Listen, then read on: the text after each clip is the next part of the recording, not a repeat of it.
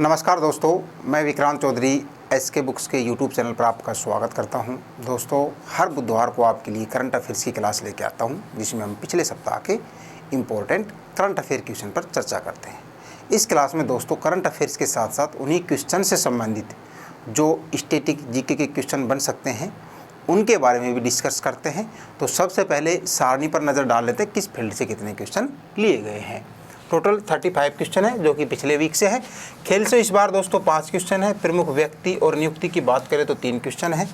स्थान से 4 क्वेश्चन लिए गए हैं। पुरस्कार से 3 क्वेश्चन है। रक्षा से भी 3 है। विज्ञान और प्रौद्योगिकी की बात करें तो 5 क्वेश्चन है। योजना से 3 है और लास्ट में विविध से 9 क्वेश्चन है। टोटल 35 क्वेश्चन है जो कि पिछले वीक से हमने लिए हैं। शुरुआत करेंगे खेल के साथ में, जो कि हमने 5 क्वेश्चन लिए इस बार खेल से। हाल ही में 2026 mains ICC T20 world cup का खिताब किसने जीता है? ऑप्शन आपके सामने है, दक्षिण अफ्रीका, इंग्लैंड, भारत और न्यूजीलैंड। तो किसने जीता है बताइए? सी ऑप्शन आपका राइट होगा। फाइनल में किसको हराया है? न्यूजीलैंड को हराया है। तो फाइनल जो हुआ था वो भारत और न्यूजीलैंड के बीच हुआ था। संस्करण था ये 10वां और आयोजन की बात करें तो भारत और श्रीलंका ने संयुक्त रूप से इसकी मेज़बानी की थी। फाइनल की बात करें हम तो फाइनल 8 मार्च को खेला गया था। कहाँ पर? नरेंद्र मोदी स्टेडियम।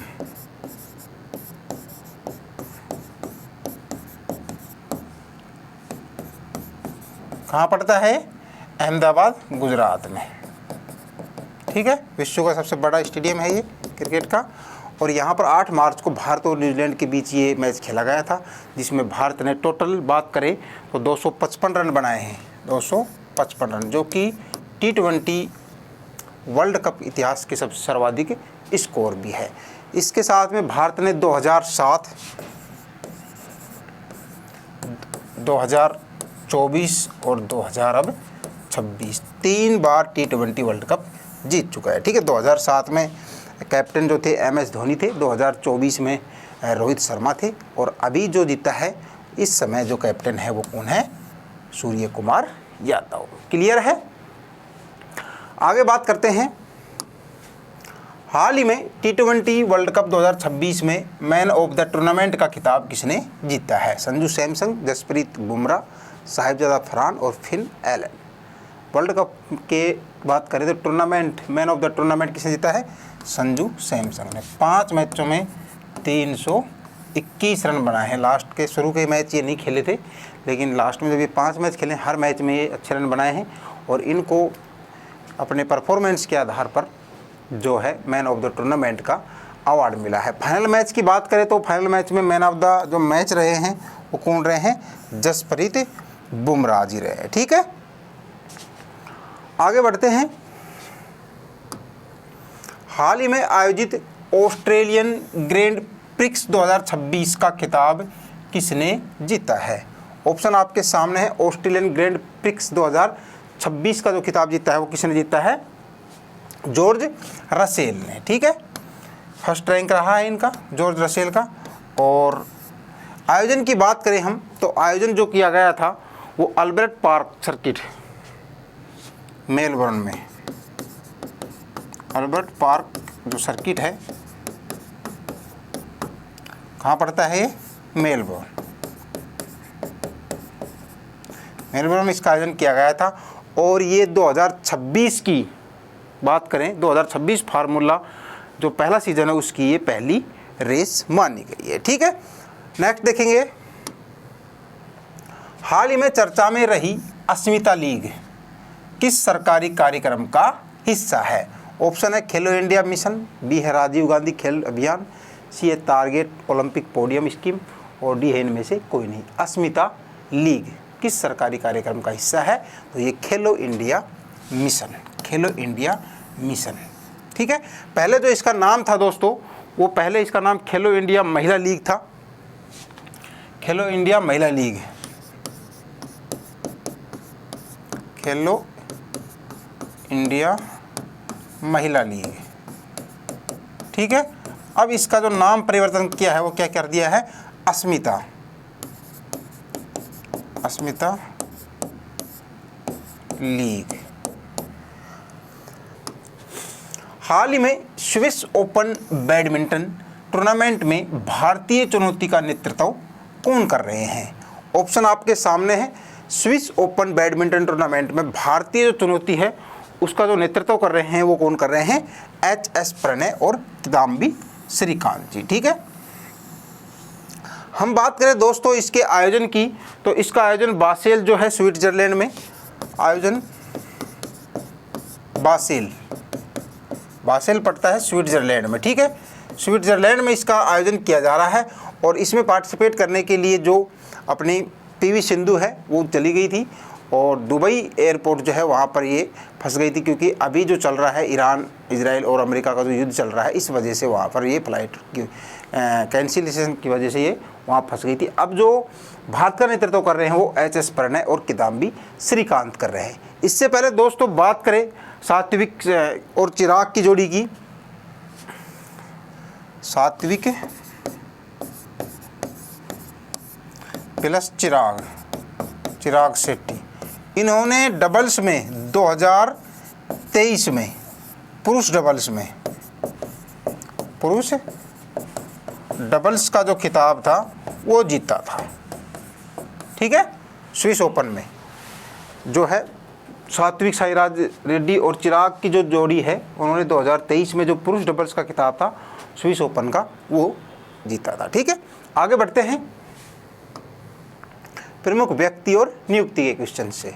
हाल ही में दिल्ली का नया लेफ्टिनेंट गवर्नर किसे नियुक्त किया गया है? ठीक है, एलजी नियुक्त किया गया है। काफ़ी लगभग 7 स्टेट प्लस 2 यूटी, टोटल 9 राज्यपाल या लेफ्टिनेंट जो गवर्नर हैं वो चेंज किए गए हैं।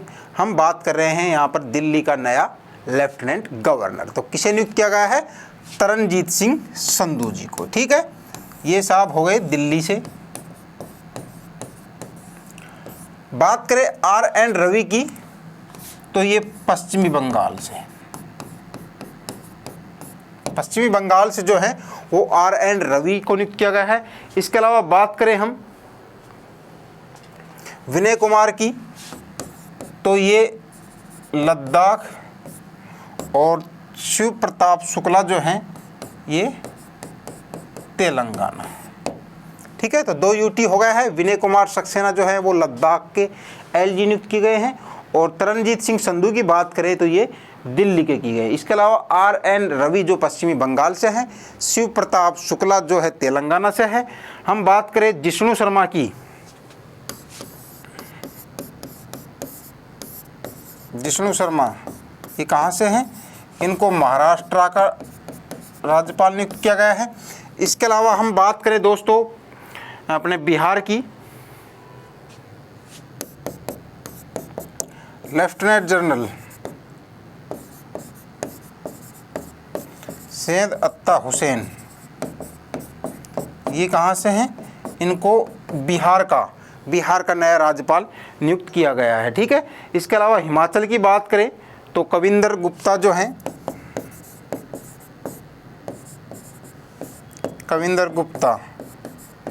ये हिमाचल से इनको राज्यपाल बनाया गया है। और हम बात करें नागालैंड की नंदकिशोर यादव जी,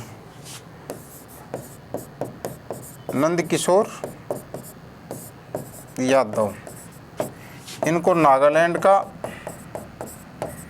राज्यपाल नियुक्त किया गया है।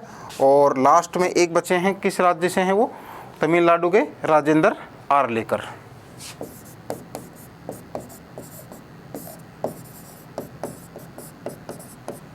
इनको तमिलनाडु, ठीक है, तमिलनाडु का राज्यपाल नियुक्त किया गया है। तो राष्ट्रपति महोदय ने अभी 7 तो स्टेट और 2 जो यूटी हैं उनके नए राज्यपाल नियुक्त किए गए हैं। एक बार फिर रिपीट कर लेते हैं। आर.एन. रवि जो हैं वो पश्चिमी बंगाल का राज्यपाल नियुक्त किया गया है। विनय कुमार सक्सेना की बात करें तो ये लद्दाख के लेफ्टिनेंट गवर्नर नियुक्त किए गए हैं। शिव प्रताप शुक्ला की बात करें तो ये तेलंगाना के राज्यपाल नियुक्त किए गए हैं।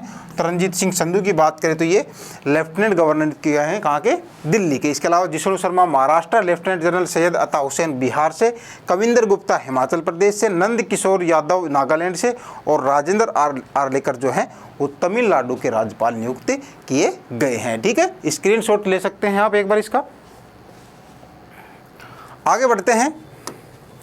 हाल ही में सिटीजनशिप अमेंडमेंट एक्ट यानी कि CAA के तहत भारतीय नागरिकता पाने वाली पहली विदेशी कौन बनी है? दीपाली दास, अंकिता मेहता, शोभना महतो या Jyotsna Rawat. Citizen amendment act CAA के तहत भारतीय नागरिकता पाने वाली पहली विदेशी कौन बनी है? तो दीपाली दास। ठीक है। पश्चिमी बंगाल की ये नागरिक बन गई है अब। ठीक है, नागरिकता मिल गई है। CAA की बात करें दोस्तों, 2024 में ये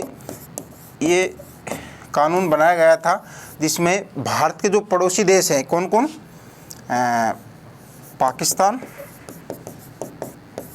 बांग्लादेश प्लस अफगानिस्तान। ठीक है, ये 3 जो देश हैं भारत के पड़ोसी देश, इनमें जो रहने वाले अल्पसंख्यक हैं, जो अल्पसंख्यक हैं खाली मुस्लिमों को छोड़कर, यानी कि हम बात करें हिंदू, सिख, ईसाई, पारसी, जैन। कितने हो गए? हिंदू, सिख, ईसाई, पारसी, जैन और बौद्ध। ये 6 धर्मों के जो हैं, जो लोग हैं, अल्पसंख्यक हैं पाकिस्तान, बांग्लादेश और अफगानिस्तान में। अगर इनको वहाँ परेशानी होती है तो ये भारत की नागरिकता ले सकते हैं, बरसते 2014 से पहले इनकी भारत में ये रह रहे हों। ठीक है, तो दीपाली दास जो हैं वो CAA यानी कि सिटीजन अमेंडमेंट एक्ट के तहत भारत की नागरिकता पाने वाली पहली विदेशी बनी है। ठीक है, तो पश्चिमी बंगाल से इनको नागरिकता मिली है। क्लियर है? आगे बढ़ते हैं। हाल ही में भारत के किसी कार्यरत परमाणु ऊर्जा संयंत्र में संचालन का नेतृत्व करने वाली पहली महिला कौन बनी है? RM नचमा, अनुपमा शर्मा, वैष्णवी गौतम या राधा रेड्डी। भारत के किसी भी कार्यरत परमाणु ऊर्जा संयंत्र में जो नेतृत्व करने वाली हैं वो RM नचम्मा है। ठीक है, ये जो है दोस्तों, ये मद्रास परमाणु ऊर्जा स्टेशन जो है, मद्रास परमाणु ऊर्जा स्टेशन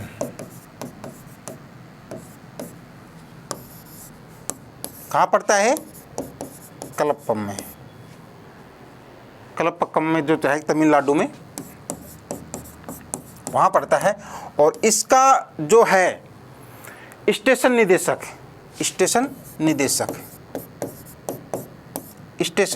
बनाया गया है। ठीक है,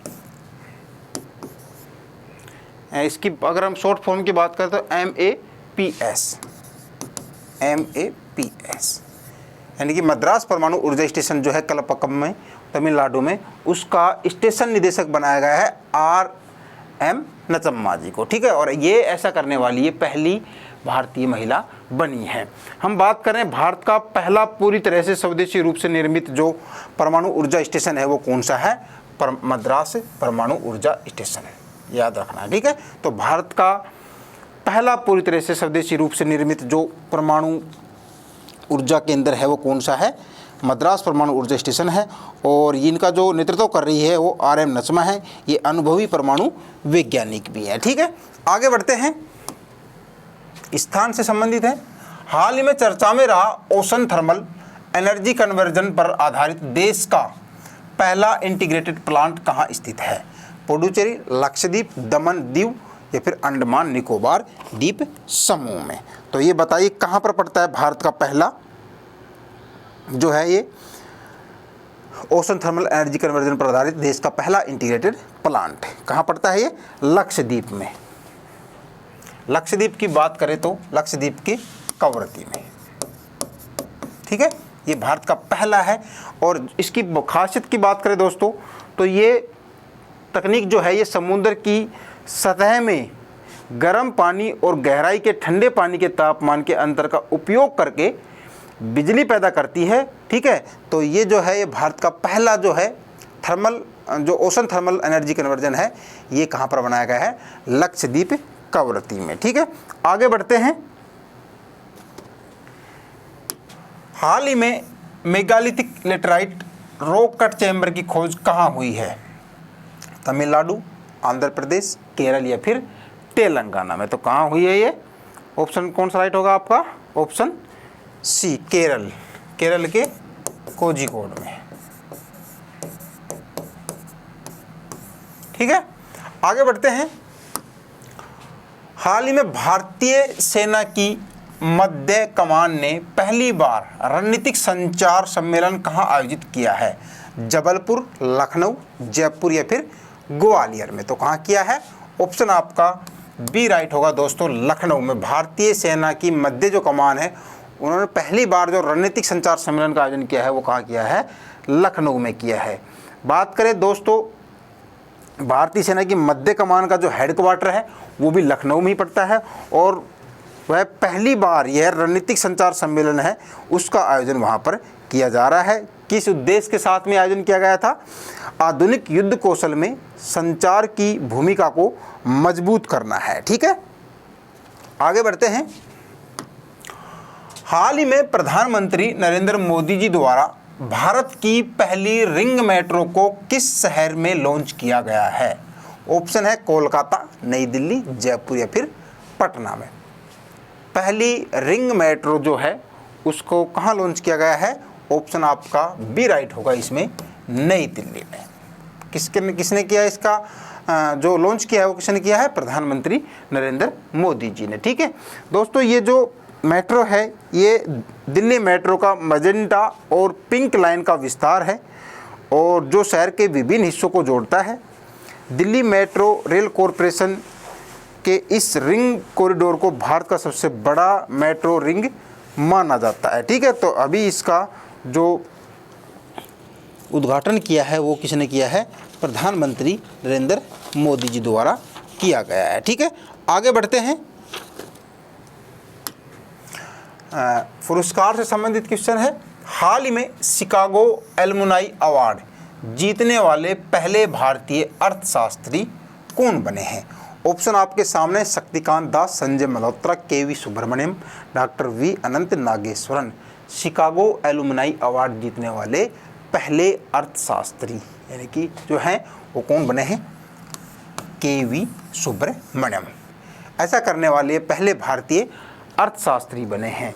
बात करें दोस्तों ये पुरस्कार की, ये तो university of Chicago alumni award द्वारा ये पुरस्कार दिया जाता है और ये वर्तमान में हम बात करें के.वी. सुब्रमण्यम जी की, तो ये वर्तमान में IMF में भारत के कार्यकारी निदेशक के पद पर ये कार्यरत है। ठीक है, यूनिवर्सिटी के 85 साल के इतिहास में यह सम्मान पाने वाले वे पहले भारतीय अर्थशास्त्री बने हैं। ठीक है, आगे बढ़ते हैं हम। हाल ही में एस्मंड बी मार्टिन 2026 पुरस्कार जीतने वाली पहली भारतीय कौन है, बानो मुश्ताक, रूबल नागी, किरण देसाई, डॉक्टर कीर्ति कारत। एस्मंड बी मार्टिन पुरस्कार जो जीता है वो किसने जीता है, डॉक्टर कीर्ति कारत। ये पुरस्कार जीतने वाली ये पहली भारतीय बनी है। ठीक है, ये जो पुरस्कार है दोस्तों ये वन्यजीव संरक्षण और मानव वन्यजीव संघर्ष को कम करने के लिए उनके द्वारा जो उत्कृष्ट कार्य किए जाते हैं उनके लिए ये अंतर्राष्ट्रीय सम्मान है। और हम बात कर रहे हैं डॉक्टर कीर्ति कारत जी की, ये एक प्रसिद्ध संरक्षण वैज्ञानिक है। ठीक है, तो ये पुरस्कार पाने वाली ये पहली भारतीय बनी है।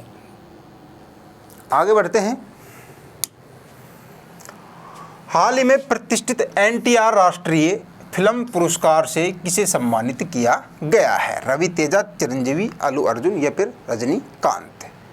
प्रतिष्ठित NTR राष्ट्रीय फिल्म पुरस्कार किसे मिला है, चिरंजीवी। ठीक है, साउथ के ये अभिनेता हैं और इनको जो प्रतिष्ठित NTR राष्ट्रीय फिल्म पुरस्कार है उनसे सम्मानित किया गया है। दोस्तों ये पुरस्कार है दक्षिणी भारतीय फिल्म के मेगा स्टार हैं चिरंजीवी, उनको फिल्म जगत में उनके असाधारण जो योगदान है उसके लिए ये NTR राष्ट्रीय फिल्म पुरस्कार जो है उससे सम्मानित किया गया है। यह पुरस्कार महान अभिनेता और राजनेता जो थे N.T. रामाराव उनकी स्मृति में ये पुरस्कार दिया जाता है। ठीक है, आगे बढ़ते हैं। रक्षा से है। हाल ही में भारत और किस देश के बीच लामित्य 2026 का सैन्य अभ्यास शुरू किया गया है? दक्षिणी कोरिया, अमेरिका, सेशेल्स या फिर फ्रांस?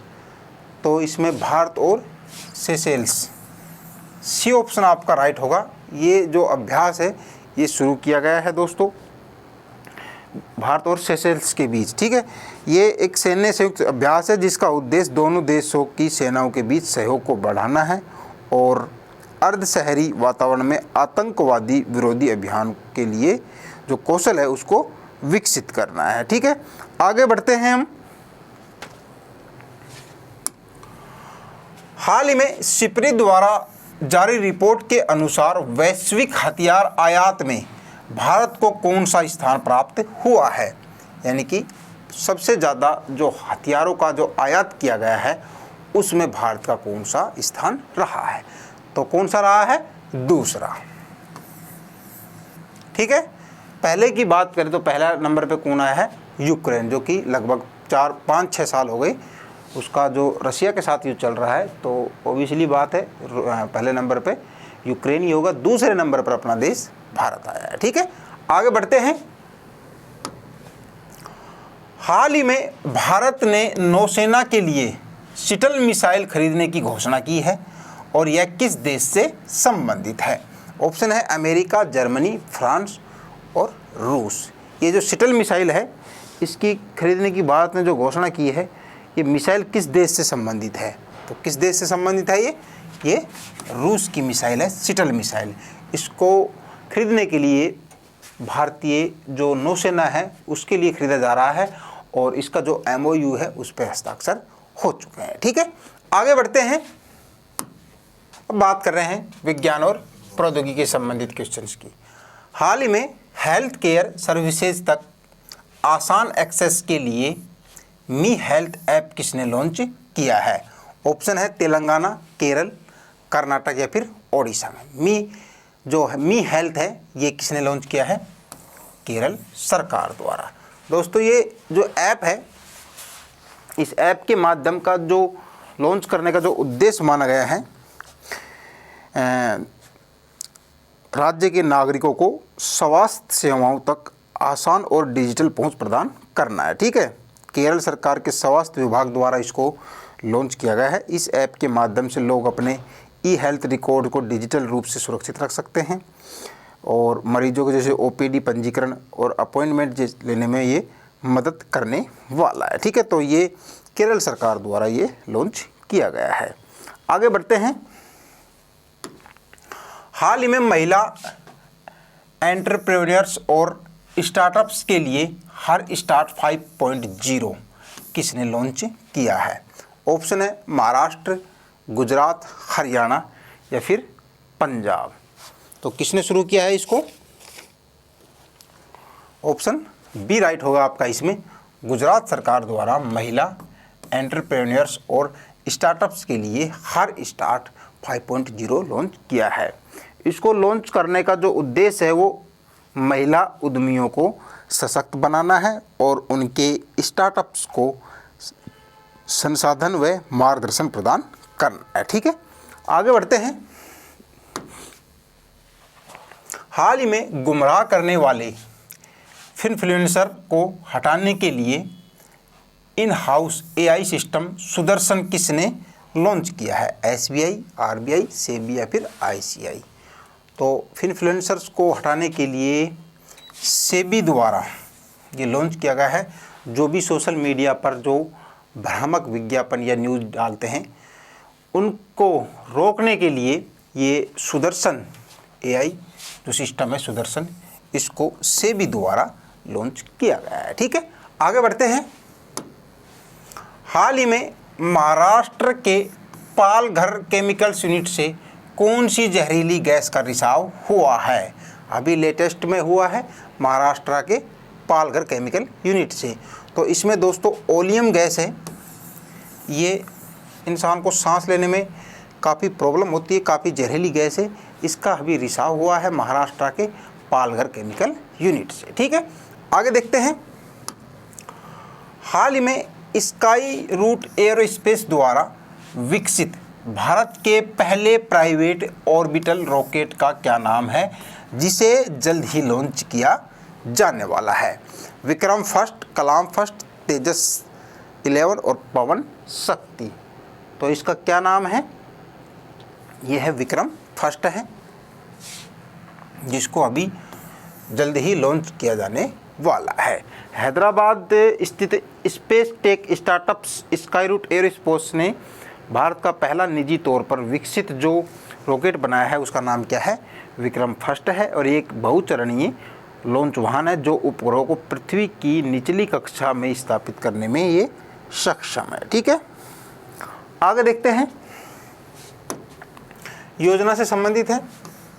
हाल ही में किस राज्य सरकार ने दूसरे या तीसरे बच्चे के जन्म पर 25,000 रुपये की आर्थिक सहायता देने की घोषणा की है? तो राजस्थान, आंध्र प्रदेश, मध्य प्रदेश या फिर हरियाणा। तो इसमें क्या राइट आंसर होगा?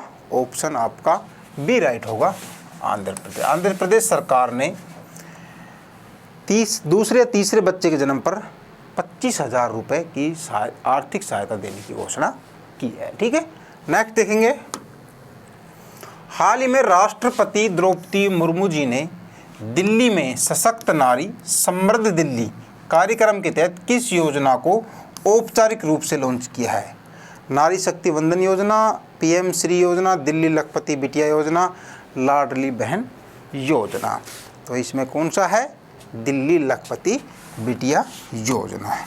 तो द्रौपदी मुर्मू जी द्वारा इसको लॉन्च किया गया है। बच्ची के जन्म के समय कुछ धनराशि सरकार द्वारा जमा की जाएगी, और जैसे ही वो बालिग होगी तो उसकी शिक्षा में या उसकी शादी में ये जो राशि है ये काम आने वाली है। ठीक है, नेक्स्ट देखते हैं। हाल ही में किस राज्य सरकार ने डॉक्टर भीमराव अंबेडकर छात्रावास योजना शुरू की है? मध्य प्रदेश, उत्तर प्रदेश, राजस्थान या फिर हरियाणा ने? तो किस राज्य सरकार द्वारा ये भीमराव अंबेडकर छात्रावास योजना शुरू की गई है? उत्तर प्रदेश सरकार द्वारा। ठीक है, तो बी ऑप्शन आपका इसमें राइट होगा, डॉक्टर भीमराव अंबेडकर छात्रावास योजना। आगे देखते हैं। हाल ही में हुरन ग्लोबल रिच लिस्ट 2026 में सर्वाधिक अरबपतियों की सूची में भारत को कौन सा स्थान मिला है? पहला, दूसरा, तीसरा या फिर चौथा? ये रिपोर्ट जारी करता है हुरन ग्लोबल रिच रिपोर्ट। इसमें भारत को तीसरा स्थान मिला है। अमेरिका और चाइना के बाद तीसरे नंबर पर इसमें भारत आता है। ठीक है, आगे बढ़ते हैं। हाल ही में भारत के किस राज्य में 13 साल से कम उम्र के बच्चों को सोशल मीडिया इस्तेमाल पर बैन लगाने की घोषणा की गई है? केरल, कर्नाटक, आंध्र प्रदेश या फिर तमिलनाडु?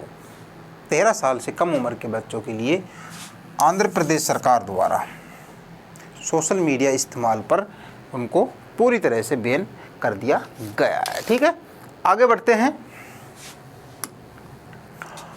हाल ही में स्टार्टअप पब्लिक ने इनोवेटर्स बिजनेस एनवायरनमेंट इंडेक्स 2026 में भारत को कौन सा स्थान मिला है?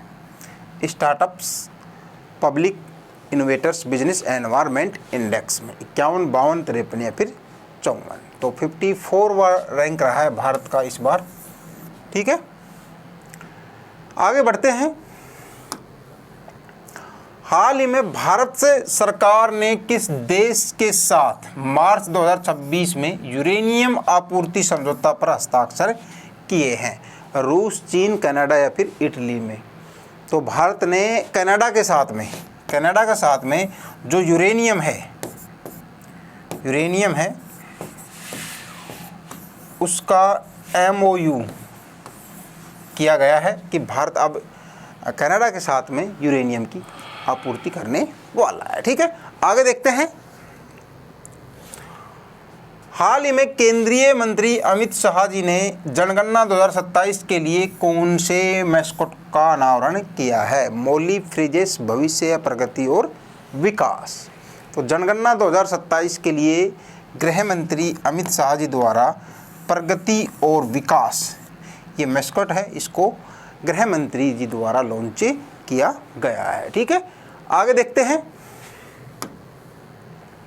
हाल ही में अटुकल पोंगला त्यौहार कहाँ मनाया गया है? काफ़ी फेमस त्यौहार है ये अटुकला पोंगला त्यौहार।